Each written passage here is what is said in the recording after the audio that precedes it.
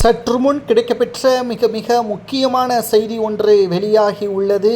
உதயநிதியை கைது செய்வதற்கு ஏற்பாடுகள் செய்யப்பட்டிருப்பதாக உள்துறை அமைச்சகம் தற்பொழுது தகவல்கள் கிடைக்கப்பெற்றுள்ளது.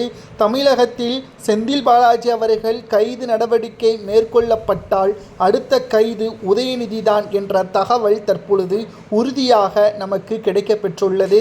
கடந்த 4 ஆண்டுகளாக திமுக ஆட்சி மக்களுக்கு மிகப்பெரிய தலைவலியாகவே மாறிவிட்டது. திராவிட முன்னேற்ற கழகத்தை பொறுத்தளவிற்கு மிக மிக மோசமான முறையில் திராவிட முன்னேற்ற கழகத்தின் ஆட்சி இருந்திருப்பதாகவும் நம்மால் பார்க்க முடிகிறது. அது மட்டுமல்ல, செந்தில் பாலாஜி அவர்கள் தமிழக டாஸ்மாக் முறைகேடு வழக்கில் சம்பந்தப்பட்டிருப்பதாக ஒட்டுமொத்த ஆவணங்களையும் நீதிமன்றத்தில் அமலாக்கத்துறை அதிகாரிகள் சமர்ப்பித்திருக்கிறார்கள். கிட்டத்தட்ட ஏற்கனவே இந்த வழக்கில் அரசு ஊழியர்களை விசாரணை செய்யக்கூடாது என்று இடைக்கால தடை விதித்திருக்கக்கூடிய நிலையில் அரசு ஊழியர்களை தவிர இதில் சம்பந்தப்பட்ட அரசியல்வாதிகள், பிசினஸ்மேன்கள், குறிப்பாக உதயநிதியின் நண்பர்கள் அனைவரது மீதும் விசாரணையும் தற்பொழுது நடத்தப்பட்டு வருகிறது.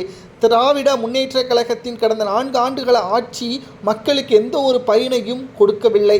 திமுக சொன்ன 525 வாக்குறுதிகளும் நிறைவேற்றப்படவில்லை. கடந்த 4 நாட்களாக தமிழகம் முழுவதும் சுற்றுப்பயணம் மேற்கொள்ளக்கூடிய எடப்பாடி பழனிசாமி அவர்கள் ஏற்கனவே தெரிவித்துவிட்டார்.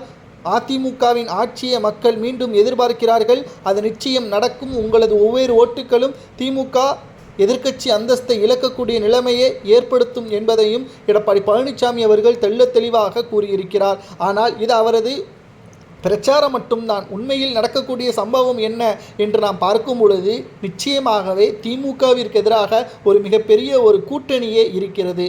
ஏனென்றால் தமிழக வெற்றி கழகம் மிகப்பெரிய அளவிலான இன்று போராட்டம் திமுகவிற்கு எதிராக கடந்த 4 ஆண்டுகளில் 24 லாக்அப் உயிரிழப்புகள் திமுகவின் ஆட்சியில். இது மிகப்பெரிய ஒரு கேள்விக்குறி. மற்ற வெளிநாடாக இருந்திருந்தால் நிச்சயம் அதற்கான தண்டனை அந்த அரசியல் கட்சி தலைவர்களுக்கு நடந்திருக்கும். ஆனால் தமிழகத்தில் வேலைவாய்ப்பு 2 ஏக்கர் அல்லது 4 சென்ட் இடங்களை கொடுத்து முழுவதுமாக மூடிவிட்டார்கள் இந்த வழக்கை. ஆனால் தமிழக மக்கள் யாரும் இதை மறக்க மாட்டார்கள், மன்னிக்க மாட்டார்கள். அது மட்டுமல்ல, டாஸ்மாக் முறைகேடு 23,000 கோடி, செந்தில் பாலாஜி உட்பட அனைவரும் சிறைக்கும் செல்வார்கள். பல நாள் திருடன் ஒரு நாள் அகப்படுவான் என்பதற்கேற்ப உதயநிதி, செந்தில் பாலாஜி, உதயநிதியின் நண்பர்கள், நிதியமைச்சர் தங்கம் தென்னரசு உள்ளிட்ட பலரும் இதில் மிக முக்கியமான குற்றவாளிகளாக உளவுத்துறை கொடுத்த ரிப்போர்ட் தற்பொழுது சமூக வலைதளங்களில் வைரலாக பரவி வருகிறது. உங்களது கருத்துக்களை கூறுங்கள். கைது நடவடிக்கை மேற்கொண்டால் என்ன தண்டனை வழங்கலாம் என்பதை கூறுங்கள்.